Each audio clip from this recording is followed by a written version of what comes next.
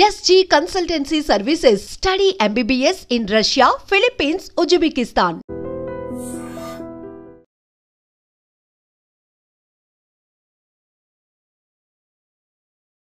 ప్రయాణాలు కొనసాగింది. పార్టీ వైపు ఎందుకు అడుగులేశారు? అంటే నా ప్రయాణం 89 నుంచి 89 నుంచి అంటే నేను మీ సొంత ఊరు ఎక్కడ? సొంత ఊరు శ్రీకాళహస్తి కాళహస్తి టౌన్. అంటే నేను విద్యార్థి ఆర్గనైజేషన్ అనేది కాకుండా మా చెల్లెలు ఉండేదన్నమాట. తను బీఎస్సీ ఫస్ట్ ఇయర్ ఇంటర్ చదువుతాను. తను అట్లా ఈ విద్యార్థి ఆర్గనైజేషను ఇట్లా వాళ్ళకు పరిచయం అయ్యి తను నాతో అన్ని షేర్ చేసుకునేది. తను తన ఫ్రెండ్ అన్ని షేర్ చేసుకునేది అనమాట. అట్లా అప్పుడు కాళహస్తి ఏరియాలో ఆర్గనైజర్గా పనిచేసేవాళ్ళు. ఎవరు? చంద్రన్ గారు పనిచేసేవాళ్ళు. అప్పుడు తనకు ఇట్లా మిగతా అంటే రెవల్యూషనరీ బుక్స్ ఉంటాయి కదా, అట్లాంటివి తెచ్చిస్తే తను నాకు కూడా ఇచ్చేది అనమాట. నేను చదివేదాన్ని. అట్లా ప్రభావితం అట్లా ప్రభావితం. ఇంకోటి అట్లాంటి పరిస్థితులు లేవు, కానీ అప్పట్లో మాదాల రంగారావు పిక్చర్స్, పిక్చర్స్ అట్లాంటివి కొంత విప్లవ శంఖం అట్లాంటి పిక్చర్స్ వచ్చాయి. అవి కొంత ప్రభావితం అనమాట.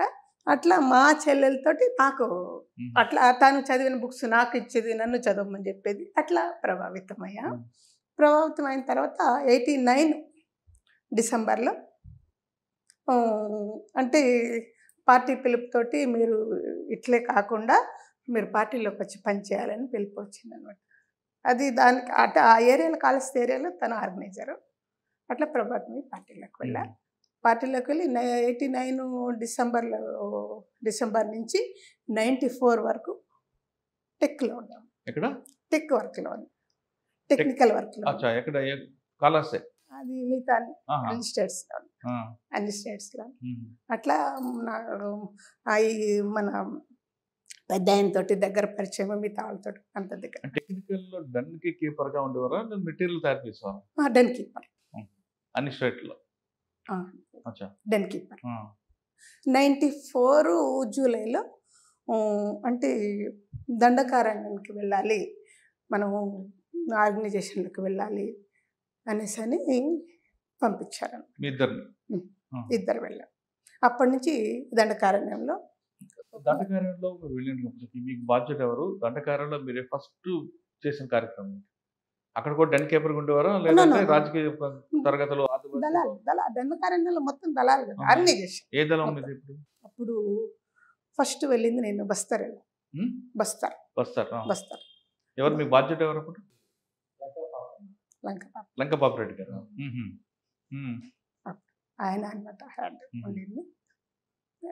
ఒక దళ సభ్యురాలుగా మొత్తం ఫీల్డ్ అనమాట. దళ సభ్యురాల నుంచి పనిచేశాను అక్కడ 94 నుంచి 2007 వరకు. 2007 జూలైలో అరెస్ట్ అయ్యాను. 2007 వరకు దండకారణ్యంలో ఏ ప్రాంతాలు తిరిగారు? మీరు అక్కడ ఆదివాసుల అభివృద్ధి కోసం ఏం చేశారు? 2007 జంతన్ సర్కార్ కూడా స్టార్ట్ అయింది. అది ఉన్నది కూడా బస్తర్ ఏరియాలోనే జంతన్ సర్కార్ ఉన్నది కూడా ఏరియాలోనే అనమాట. అంటే కార్యక్రమాలు చెప్పండి, ప్రజల కోసం ఏం చేశారు? మేము దళాల్లో మహిళా సంఘాలను ఆర్గనైజ్ చేసేవాళ్ళము. డిఏకేఎంఎస్ దండకారణ్య ఆదివాసీ డిఏకేఎంఎస్, కేఎంఎస్ మహిళల సంఘాలని ఆర్గనైజ్ చేసేవాళ్ళము, పురుషుల సంఘాలని ఆర్గనైజ్ చేసేవాళ్ళము, బాలల సంఘాన్ని కూడా ఆర్గనైజ్ చేసేవాళ్ళం. అంటే మహిళా సంఘాలు పెట్టడం ఒకటే కాకుండా అక్కడ ఉన్న ఆదివాసీలు రాజకీయ చైతన్యం తీసుకురావడం కానీ లేదా వ్యవసాయ అభివృద్ధికి కానీ ఏం చేసేవారు? వ్యవసాయ అభివృద్ధి కోసము ముఖ్యంగా మేము సమిష్టి వ్యవసాయం, ఒక గ్రామంలో అంటే అప్పటి పరిస్థితుల్లో కొందరికి దున్నుకోవడానికి ఎద్దులు కూడా ఉండేవి, పశువులు కూడా ఉండేటివి కాదనమాట. ఉన్న వాళ్ళ దగ్గర నుంచి అదే ఆ ఊర్లో ఉండే ఏమంటారు ఉన్న వాళ్ళ దగ్గర నుంచి ఇవ్వాలంటే, వాళ్ళు దున్నుకోవడానికి ఇవ్వాలంటే ఆ సీజన్లో వాళ్ళకు దొరకదు, ఇచ్చేవాళ్ళు కాదు, ఇవ్వాలంటే చాలా పట్టి వాళ్ళకు కట్టాల్సి వచ్చేది. అట్లా సమిష్టి వ్యవసాయం 4 ఇండ్లు కలిసి ఒక్కొక్కరి భూమిని దున్నేటట్టు సమిష్టి వ్యవసాయాన్ని తీసుకొని వచ్చామన్నమాట. అట్లా చాలా ఉపయోగపడింది వాళ్ళకి. లేని వాళ్ళకు కూడా ఇప్పుడు నా ఇంటి నుంచి ఒక జత ఎద్దులను కట్టుకొని పోతాను, ఇంకొకరి ఇంటి నుంచి జత, అట్లా 4 ఇండ్లు 5 ఇండ్లు కలిసి ఒక్కొక్కరి భూమిని దున్నిచ్చేటట్టు ఇట్లా వ్యవసాయ అభివృద్ధి కోసము చేసాము. తర్వాత మిగతా పంటలు పండించడానికి, కూరగాయలు పండించడానికి ఇదంతా కూడా అభివృద్ధి చేసామన్నట్టు. అక్కడ పిల్లలకు పాఠశాలలు పెట్టి, ఇప్పుడు జంతన్ సర్కారు వచ్చిన తర్వాత మన స్కూల్ ఏర్పాటు చేసి వాళ్ళకి చదువు చెప్పడము ఇవన్నీ కూడా చేసేవాళ్ళు. మీరు ఒక పక్కన సమాంతరంగా ప్రభుత్వం నడుపుతున్నారు, ఒకవైపు పోలీసులు ఒత్తిడి ఎక్కువైంది, పోలీసులు కూంబింగ్లు ఎక్స్చేంజ్ ఆఫ్ ఫైర్లు అవుతుంటాయి, అందులో మీకు ఎప్పుడైనా ఎదురుపడ్డాయా? ఎక్కడ? అనేక సార్లు ఎదురుపడ్డాయి. మీరు దండకారణ్యం లంక పాపరేటర్తో పనిచేసినప్పుడు కోరాపుట్ ఏరియాలో కానీ ఆ ప్రాంతంలో సిఆర్పిఎఫ్ దాడులు, కోరాపుట్టు అంటే అది ఒరిస్సా వస్తుంది. ఇక్కడ కుంట నుంచి తీసుకుంటే మాడు ఉత్తర బస్తర్ వరకు అనమాట ఏరియా అంతా మొత్తం. కుంట ఆ ప్రాంతంలో మీకు వ్యతిరేకంగా సల్వార్ జూడమని ప్రారంభం? అవును, కుంటలో కాదు, కుంట నుంచి స్టార్ట్ అయింది అది. కుంట నుంచి కాదు, ఈ బస్తరు జగదల్పూరు ఏంటది బీజాపూర్ ఆ పక్కన కుంట ఈ ప్రాంతం. అవును. మీకు సల్వార్ జోడు నుంచి ఒత్తిడి ఎలాగుండేది? సల్వార్ జోడు నుంచి ఎలాంటి మీకు ఇబ్బందులు ఉండేవి? 2005 నుంచి స్టార్ట్ అయిందండి సల్వార్ జోడు. ఇది సెకండ్ వేవ్ అనమాట. సల్వార్ జోడంలోనే అంతకుముందు ఏంటి మహేంద్ర కర్మ తీసుకొచ్చిన రెండో అంటే పెత్తందారులతోటి కలిపి తీసుకొచ్చిన అక్కడ ఉండే పార్టీకి వ్యతిరేకంగా, అక్కడ స్ట్రగుల్కి వ్యతిరేకంగా తీసుకొచ్చింది ఇది రెండోసారి సల్వార్ జోడు. 2005లో స్టార్ట్ అయింది. సల్వార్ జోడుకి మీకు మధ్యన వారు ఎలాగ ఉండేది? చాలా ఇదిగా ఉండేది. అంటే మీకు బాగా గుర్తుండిపోయింది.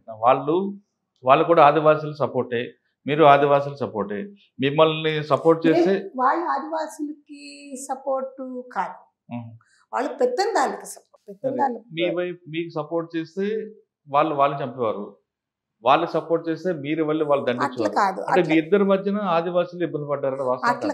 అట్లా కాదు వాళ్ళు ఆదివాసులను చంపడం అట్లా కాదు అన్నట్టు, మేము వాళ్ళని చంపడం అట్లా కాదు. వాళ్ళు మొత్తము ఇప్పుడు దాంట్లో ఒక గ్రామంలో పటేలు సర్పంచు, ఒక గ్రామానికి పెత్తందారు, ఆ ఏరియాకి మహేంద్ర కర్మ ఆ ఏరియాకంతా పెత్తందారు. అక్కడ ఉండే ప్రజల్ని దోచుకోవడము, అక్కడుండే ప్రజలని అణచివేసి వాళ్ళకి ఎలాంటివి లేకుండా చేయడము, అది. ఇంకొకటి ఏంటంటే అక్కడ ఫారెస్ట్ డిపార్ట్మెంట్ యొక్క దోపిడీ, ఆ ఫారెస్ట్ డిపార్ట్మెంట్కి వాళ్ళు అనుకూలంగా ఉండడము ఇది అనమాట. వాళ్ళు పెత్తందారులకు సపోర్ట్, పార్టీ ప్రజలకు సపోర్ట్. ప్రజలు ఎక్కువ సంఖ్యలో ఉన్నారు. వాళ్ళు ఆ సల్వార్ జోడు ఎట్లుండేదంటే, దాడులు ఎట్లుండేవంటే ఎంత భీకరంగా ఎంత భయంకరంగా ఉండేటువంటి, ప్రత్యక్షంగా 2005లో స్టార్ట్ అయినప్పటి నుంచి ఏ ఏరియాలో అయిందో ఆ ఏరియాలో నేను ప్రత్యక్షంగా సాక్షి, ప్రత్యక్షంగా నేను చెప్పండి ఒకసారి. సల్వార్ జోడు స్టార్ట్ అయిందంటే అక్కడ వేల సంఖ్యలో వందల సంఖ్యలో పోలీసులను తీసుకొని వచ్చి గ్రామాల మీద పడి గ్రామాలలో ఉండే ఇండ్లను తగలబెట్టడము, మొత్తం వాళ్ళ యొక్క ఏంటంటే చాలా చిన్న ఆర్థిక వ్యవస్థ వాళ్ళకి. అక్కడ ఆదివాసులు చాలా చిన్న ఆర్థిక వ్యవస్థ. వాళ్ళు పండించుకునే పంటలు, వాళ్ళు పండించుకునే ఆ కాయగూరలు, వాళ్ళు పండించుకునే ఏమంటారు గడ్డ లాంటి గడ్డ దినుసులు లాంటివి చాలా చిన్న ఆర్థిక వ్యవస్థ. అట్లాంటి ఏ ఒక్కటి లేకుండా వాళ్ళ ఇళ్ళను తగలబెట్టి వాళ్ళ ధాన్యాన్ని ఎక్కడైతే దాచుకుంటారో, అంటే మామూలుగా మాడు ఇట్లాంటి ఏరియాలో ఏంటంటే పొలాల దగ్గరే ఒక పాకలాగా వేసి అక్కడ ధాన్యం దాస్తారనమాట. ఆ ధాన్యాన్ని అంతా తగలబెట్టి దొరికిన వాళ్ళందరినీ పట్టుకెళ్ళి స్టేషన్లో పెట్టడము. అది వీలు కాకుండా మొత్తము ఎక్కడైతే స్టేషన్ ఉంటుందో అక్కడ తీసుకెళ్ళి క్యాంపులు ఏర్పాటు చేసి మొత్తం జనాన్ని అంతా తీసుకెళ్ళి అక్కడ బంధించి ఉంచడము, ఇట్లాంటి భయంకరమైన పరిస్థితి.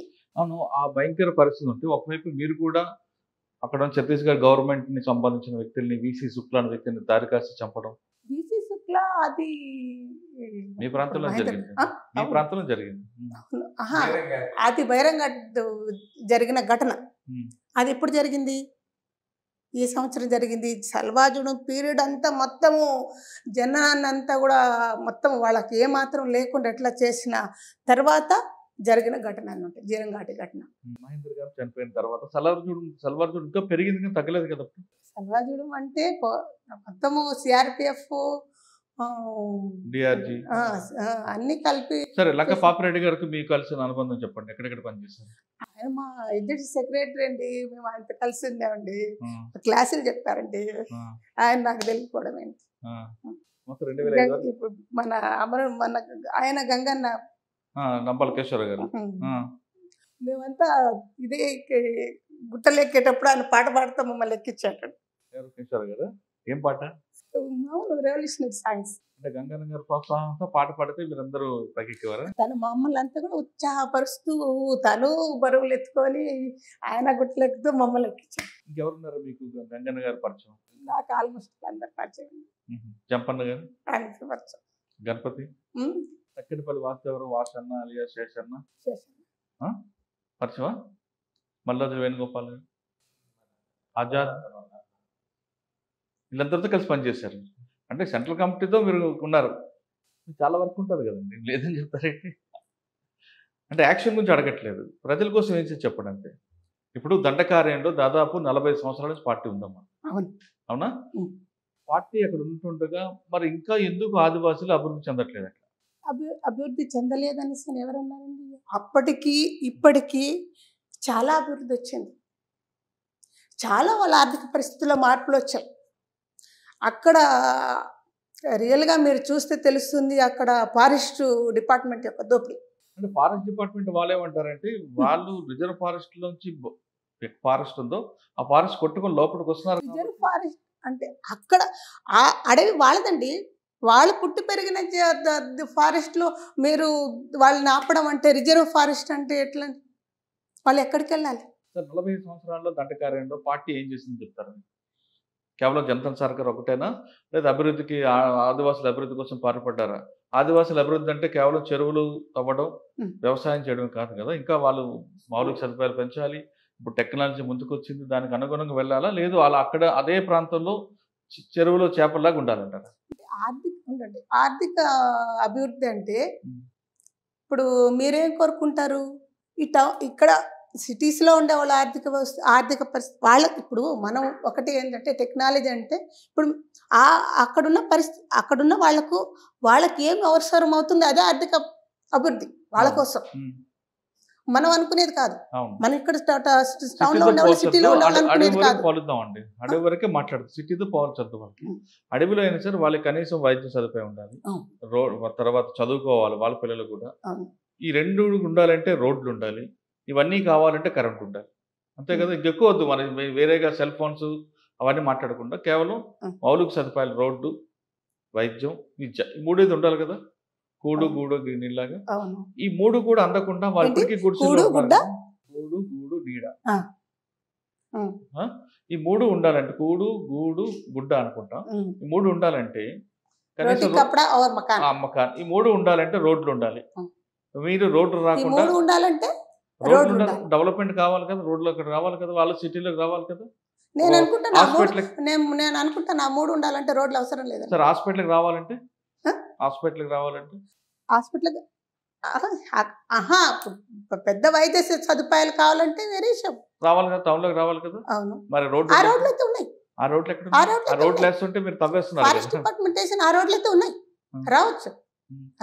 ఇప్పుడు మాడి విషయం అంటే నేను అనట్లేదు, మాడు ఇంటీరియల్ ఇంకా లోపలికి వెళ్ళే విషయం అయితే అనట్లేదు. ఆ రోడ్లు అయితే ఉన్నాయి, రావచ్చు. ఆ రోడ్లు ఉన్నాయమ్మా, రావట్లేదు. కానీ వాళ్ళకి సరైన టైంలో వైద్యం అందితే కదా వాళ్ళకి బతుకుతారు. వాళ్ళు ఇప్పుడు కూడా మంచాల మోసుకొని తిరుగుతున్నారంటే మన ఈ డెవలప్మెంట్ ఎలాగంటాం?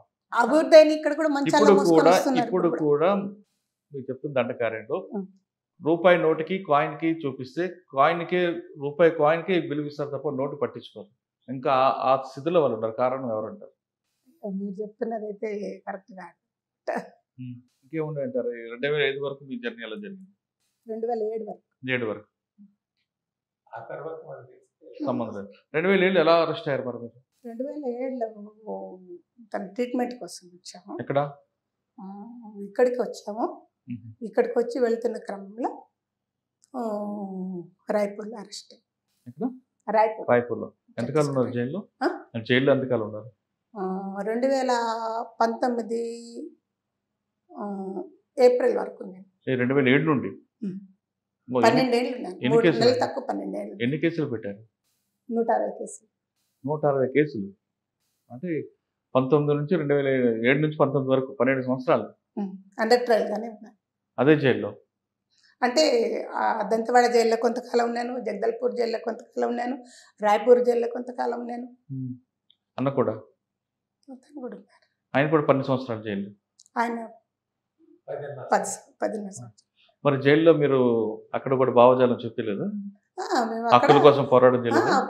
అక్కడ జగదల్పూర్ జైల్లో మా హక్కుల కోసం మేమంతా కలిసి 10 రోజులు భూకాడతాలు చేసాం. స్ట్రైక్ చేసాం. చర్చలకు వచ్చారు వాళ్ళు? కొన్ని సాధించుకున్నాం. యాక్చువల్గా ఫస్ట్ మాకేంటిదంటే మమ్మల్ని వాయిదాలకు తీసుకెళ్ళాలి కంటిన్యూగా కంపల్సరీగా. నన్నైతే అరెస్ట్ చేసి ఉంచిన 1.5 సంవత్సరం వరకు వాయిదాలకి తీసుకెళ్ళాలి. భోజనం పెట్టేవారు? బాగానే ఉంటాయి జైల్స్ అక్కడ? పర్లేదు. తర్వాత మేము స్ట్రగుల్ చేసిన తర్వాత మా కిచెన్ మాకే వచ్చింది. మహిళా వీటికి దీనికి వచ్చి మహిళా కంటకి నాకు కొన్ని తెలుగు రాదు కొద్దిగా. మహిళా కంటకి సపరేట్ కిచెన్ వచ్చింది.